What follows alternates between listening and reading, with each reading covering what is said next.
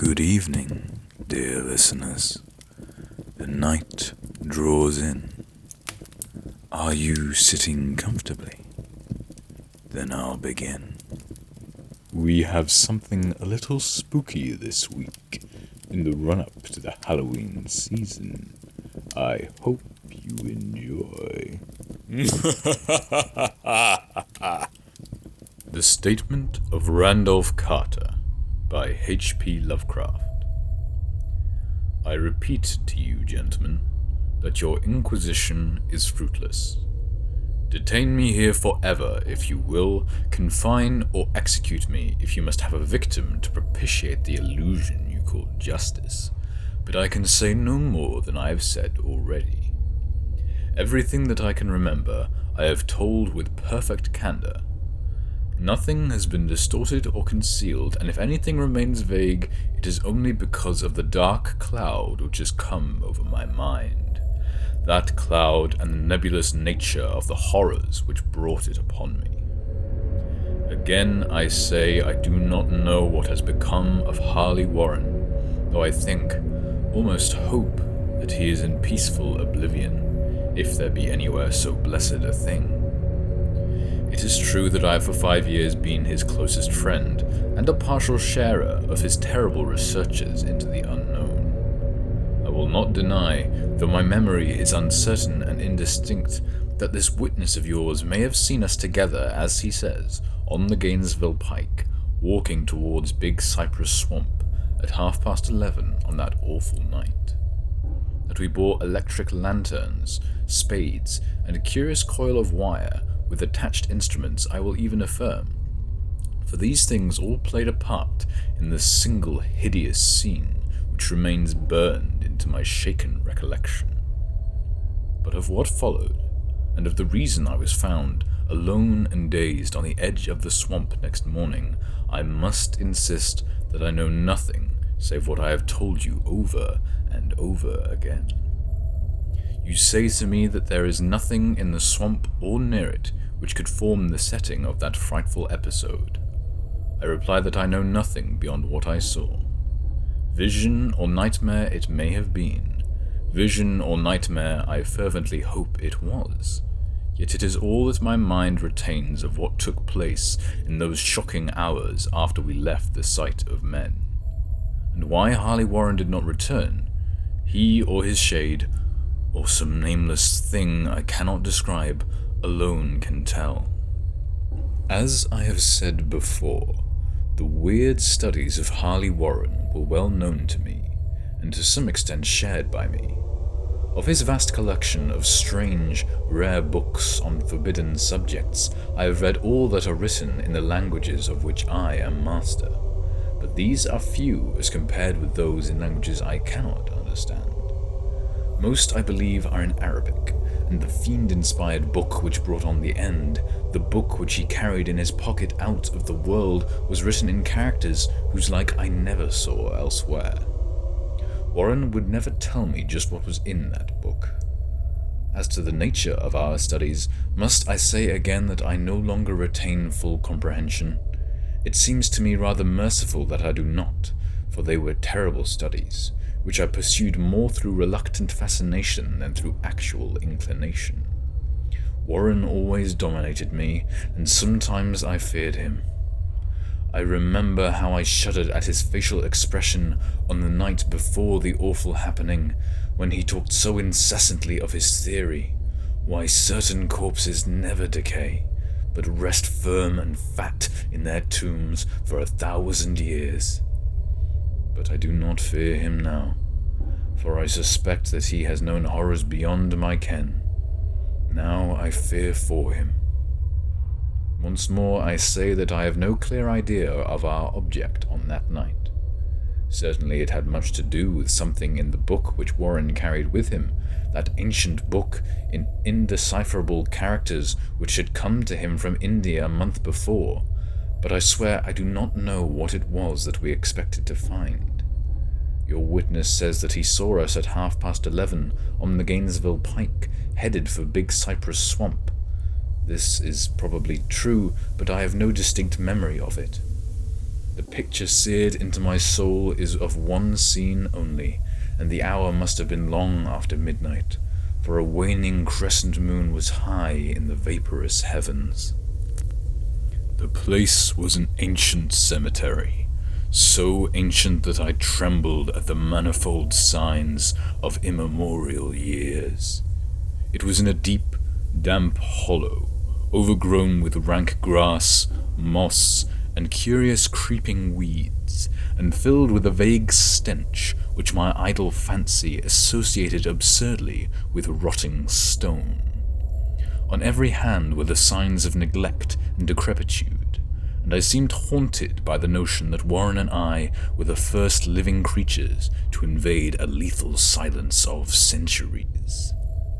Over the valley's rim, a wan, waning crescent moon peered through the noisome vapors that seemed to emanate from unheard-of catacombs, and by its feeble, wavering beams I could distinguish a repellent array of antique slabs, urns, cenotaphs, and mausolean facades, all crumbling, moss-grown, and moisture-stained, and partially concealed by the gross luxuriance of the unhealthy vegetation. My first vivid impression of my own presence in this terrible necropolis concerns the act of pausing with Warren before a certain half-obliterated sepulchre, and of throwing down some burdens which we seemed to have been carrying. I now observed that I had with me an electric lantern and 2 spades, whilst my companion was supplied with a similar lantern and a portable telephone outfit. No word was uttered, for the spot and the task seemed known to us, and without delay we seized our spades and commenced to clear away the grass, weeds, and drifted earth from the flat, archaic mortuary. After uncovering the entire surface, which consisted of 3 immense granite slabs, we stepped back some distance to survey the charnel scene, and Warren appeared to make some mental calculations. Then he returned to the sepulchre, and using his spade as a lever, sought to pry up the slab lying nearest to a stony ruin, which may have been a monument in its day. He did not succeed, and motioned to me to come to his assistance. Finally, our combined strength loosened the stone, which we raised and tipped to one side. The removal of the slab revealed a black aperture, from which rushed an effluence of miasmal gases so nauseous that we started back in horror.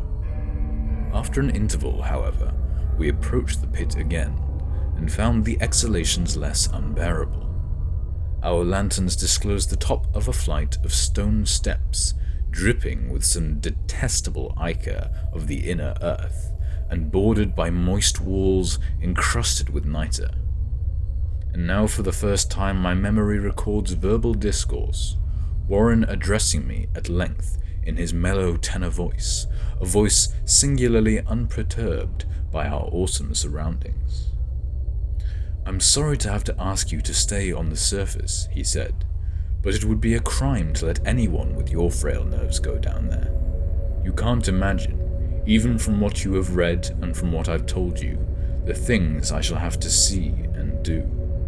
It's fiendish work, Carter, and I doubt if any man without ironclad sensibilities could ever see it through and come up alive and sane. I don't wish to offend you, and heaven knows I'd be glad enough to have you with me, but the responsibility is in a certain sense mine, and I couldn't drag a bundle of nerves like you down to probable death or madness.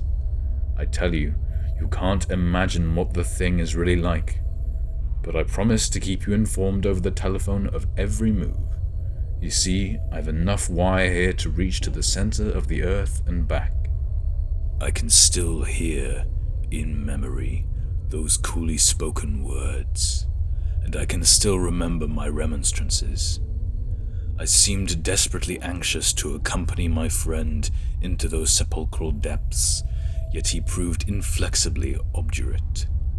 At one time he threatened to abandon the expedition if I remained insistent, a threat which proved effective, since he alone held the key to the thing. All this I can still remember, though I no longer know what manner of thing we sought. After he had secured my reluctant acquiescence in his design, Warren picked up the reel of wire and adjusted the instruments. At his nod, I took one of the latter and seated myself upon an aged, discolored gravestone close by the newly uncovered aperture. Then he shook my hand, shouldered the coil of wire, and disappeared within that indescribable ossuary. For a moment I kept sight of the glow of his lantern and heard the rustle of the wire as he laid it down after him. But the glow soon disappeared abruptly, as if a turn in the stone staircase had been encountered, and the sound died away almost as quickly. I was alone, yet bound to the unknown depths by those magic strands whose insulated surface lay green beneath the struggling beams of that waning crescent moon. In the lone silence of that hoary and deserted city of the dead, my mind conceived the most ghastly fantasies and illusions, and the grotesque shrines and monoliths seemed to assume a hideous personality, a half-sentience. Amorphous shadows seemed to lurk in the darker recesses of the weed-choked hollow, and to flit, as in some blasphemous ceremonial procession, past the portals of the mouldering tombs in the hillside, shadows which could not have been cast by that pallid, peering crescent moon. I constantly consulted my watch by the light of my electric lantern, and listened with feverish anxiety at the receiver of the telephone, but for more than a quarter of an hour heard nothing. Then a faint clicking came from the instrument, and I called down to my friend in a tense voice. Apprehensive as I was nevertheless unprepared for the words which came up from that uncanny vault, in accents more alarmed and quivering than any I had heard before from Harley Warren. He who had so calmly left me a little while previously now called from below in a shaky whisper more portentous than the loudest shriek. God, if you could see what I am seeing. I could not answer. Speechless, I could only wait. Then came the frenzied tones again. Carter, it's terrible, monstrous, unbelievable. This time my voice did not fail me, and I poured into the transmitter a flood of excited questions. Terrified, I continued to repeat, "Warren, what is it? What is it?" Once more came the voice of my friend, still hoarse with fear, and now apparently tinged with despair. "I can't tell you, Carter, it's too utterly beyond thought. I dare not tell you. No man could know it and live. Great God, I never dreamed of this." Stillness again, save for my now incoherent torrent of shuddering inquiry. Then the voice of Warren in a pitch of wilder consternation. "Carter, for the love of God, put back the slab and get out of this if you can. Quick, leave everything else and make for the outside. It's your only chance. Do as I say and don't ask me to explain." I heard, yet was able to only repeat my frantic questions. Around me were the tombs and the darkness and the shadows, below me some peril beyond the radius of the human imagination. But my friend was in greater danger than I, and through my fear I felt a vague resentment that he should deem me capable of deserting him under such circumstances. More clicking, and after a pause a piteous cry from Warren. "Beat it, for God's sake, put back the slab and beat it, Carter!" Something in the boyish slang of my evidently stricken companion unleashed my faculties. I formed and shouted a resolution. "Warren, brace up, I'm coming down." But at this offer the tone of my auditor changed to a scream of utter despair. "Don't, you can't understand, it's too late, and my own fault. Put back the slab and run. There's nothing else you or anyone can do now. The tone changed again, this time acquiring a softer quality, as of hopeless resignation, yet it remained tense through anxiety for me. Quick, before it's too late. I tried not to heed him, tried to break through the paralysis which held me, and to fulfill my vow to rush down to his aid. But his next whisper found me still held inert in the chains of stark horror. Carter, hurry. It's no use, you must go. Better one than two, the slab. A pause, more clicking than the faint voice of Warren. Nearly over now. Don't make it harder. Cover up those damned steps and run for your life. You're losing time. So long, Carter. Won't see you again. Here Warren's whisper swelled into a cry that gradually rose to a shriek fraught with all the horror of the ages. Curse these hellish things, lesions! My God, beat it! Beat it! Beat it! After that was silence. I know not how many interminable eons I sat stupefied, whispering, muttering, calling, screaming into that telephone. Over and over again, through those eons, I whispered and muttered, called, shouted, and screamed, Warren, Warren, answer me, are you there? And then there came to me the crowning horror of all, the unbelievable, unthinkable, almost unmentionable thing. I have said that eons seemed to elapse after Warren shrieked forth his last despairing warning, and that only my own cries now broke the hideous silence. But after a while there was a further clicking in the receiver, and I strained my ears to listen. Again I called down, Warren, are you there? And in answer heard the thing which has brought this cloud over my mind. I do not try, gentlemen, to account for that thing, that voice, nor can I venture to describe it in detail, since the first words took away my consciousness and created a mental blank which reaches to the time of my awakening in the hospital. Shall I say that the voice was deep, hollow, gelatinous, remote, unearthly, inhuman, disembodied? What shall I say? It was the end of my experience, and is the end of my story. I heard it, and knew no more. Heard it as I sat petrified in that unknown cemetery, in the hollow, amidst the crumbling stones, and the falling tombs, the rank vegetation, and the miasmal vapors. Heard it well up from the innermost depths of that damnable open sepulchre, as I watched amorphous, necrophagous shadows dance beneath an accursed waning moon. And this is what it said. You fool!